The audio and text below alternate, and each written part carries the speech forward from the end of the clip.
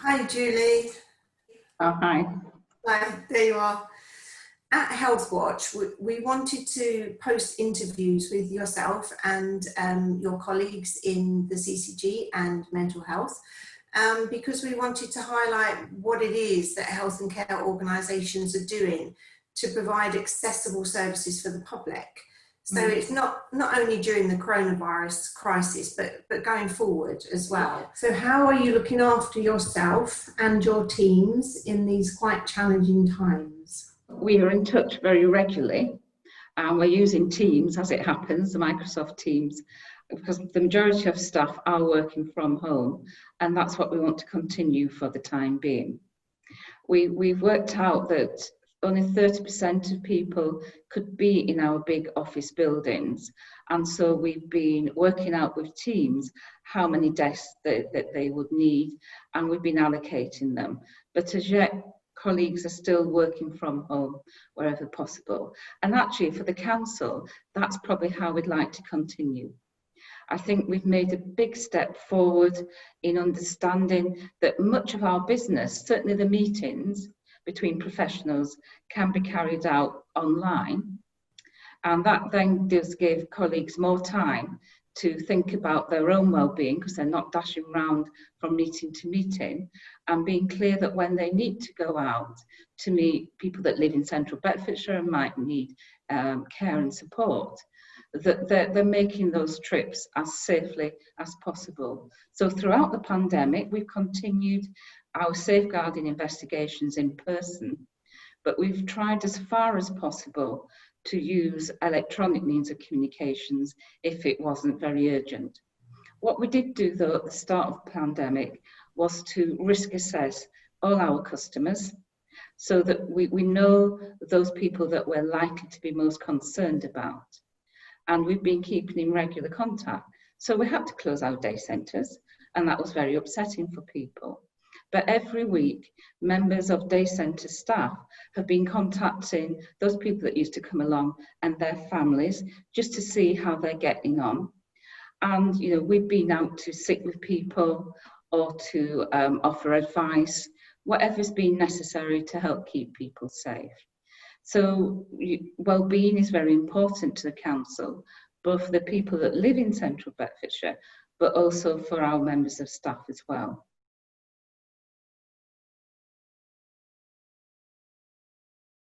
And certainly in our support to care homes, we've been using Teams, and we've had a daily newsletter. We're on about our 90th edition now, that we send out to all care providers in Central Bedfordshire. We have been encouraging everyone to contact us online wherever possible.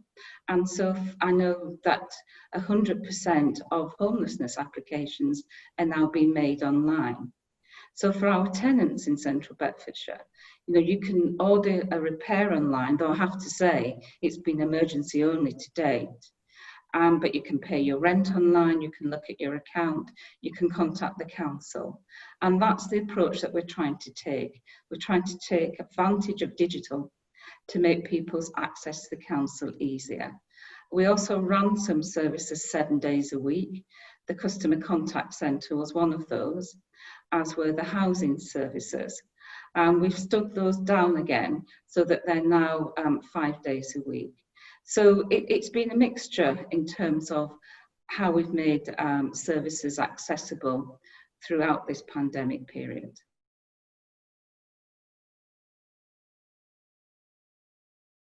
People can still telephone the council, and that continues.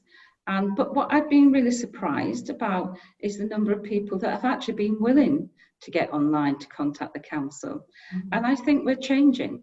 I think we are all now beginning to see the benefits.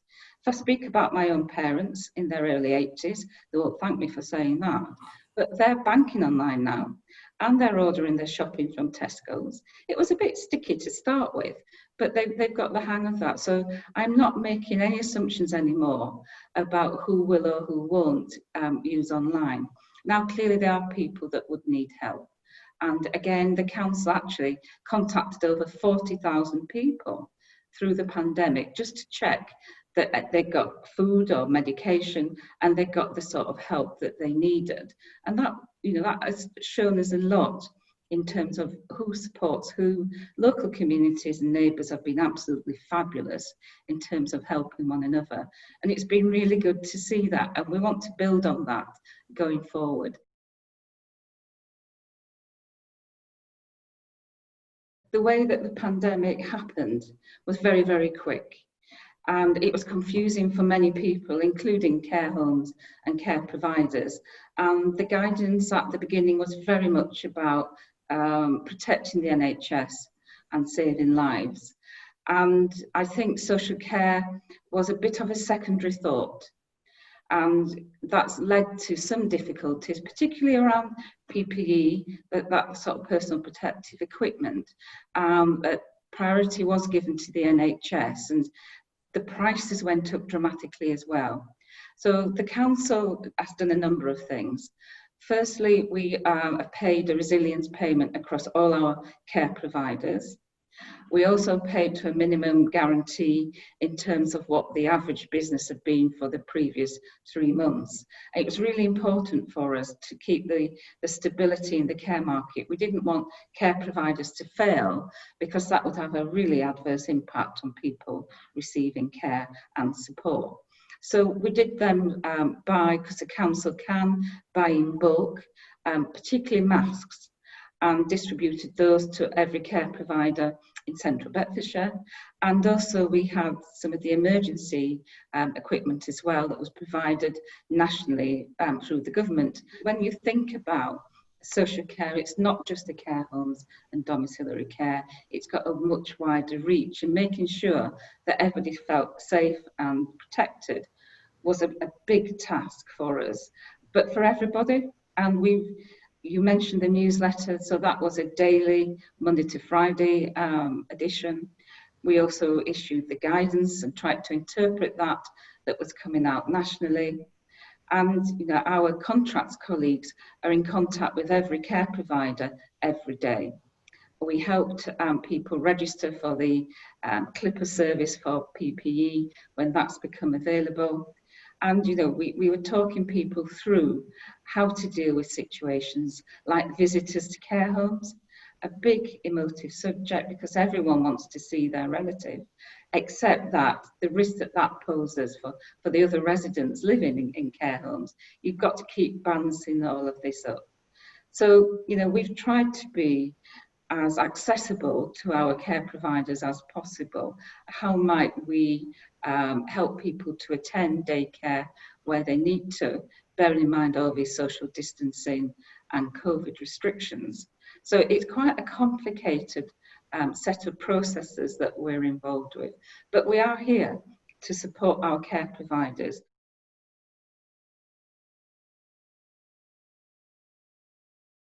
When we needed to assist our NHS colleagues in having sufficient space in the hospitals to deal with the COVID admissions, that was particularly difficult, moving people through hospital quickly.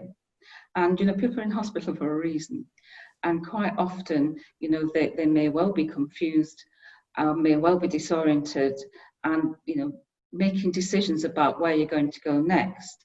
People need to take some time to do that, but we did need to provide the capacity within the hospitals, and that was a Herculean effort on the part of some of my colleagues to actually assist in moving people out of hospital speedily. So that's been an issue. The PPE that we've mentioned, then the testing and getting the care homes and their staff to be acknowledged and to be tested alongside health colleague staff. There was a period where we were clapping on a Thursday evening, and that was for the NHS. And actually, when you think about care workers, but then when you think about all the other key workers, it's not just our health colleagues that are heroes. It's across, isn't it? Whether it's the drivers for Tesco's, or whether it's care colleagues, it's a massive thank you to lots and lots of people that help keep life going. Going forward, I think there is a big issue for social care about funding. And I think that's now been recognised nationally. And I think one of the positives of the pandemic is that more people understand what social care contribution is. whereas I think before, quite often people didn't understand social care and its value unless someone in their family needed sort of care and support. So I think that, for me, that's a positive that's come out of this.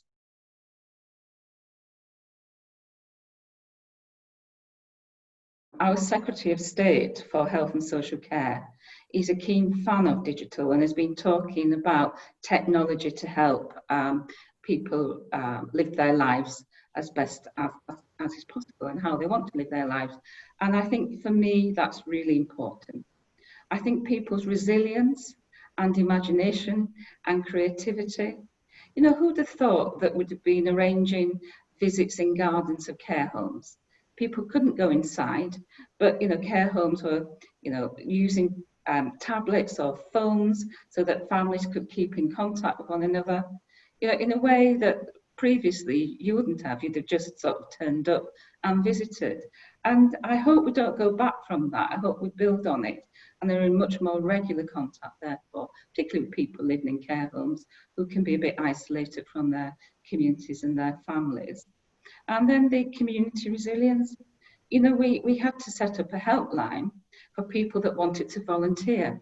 So not just the NHS volunteers, but people that wanted to volunteer to help their neighbours in Central Bedfordshire. And our ward councillors were fabulous here as well. They were coordinating and arranging groups of volunteers, sometimes with the voluntary and community sector infrastructure organisations, but often more locally than that. And I think it brought out the best in people in wanting to help one another. And I hope we don't go back from that. You know, I hope we've all learned something about being interested in one another. You know, I've watched with interest some of the news where people have talked about rediscovering baking. You couldn't get flour at one point, could you? You know, to me, that just feels fabulous. There is much more to life, isn't there? And the fact that people have thought about life differently, yes, whilst being in lockdown. And I just hope we don't lose all that. I think it's been, in many ways, a much more a richer way of living. I think you're correct, yes. I mean, our chair, for example, is baking bread practically daily, and he thinks it's fantastic, which is great. So I think, yes, I think people have realised that there are different ways of working and getting that work-life balance better. I'm sure that people will take learning from this and do a better work-life balance and actually contribute better to their own well-being. Thank you very much, Julie. Thank you. See you soon. Bye-bye. Bye.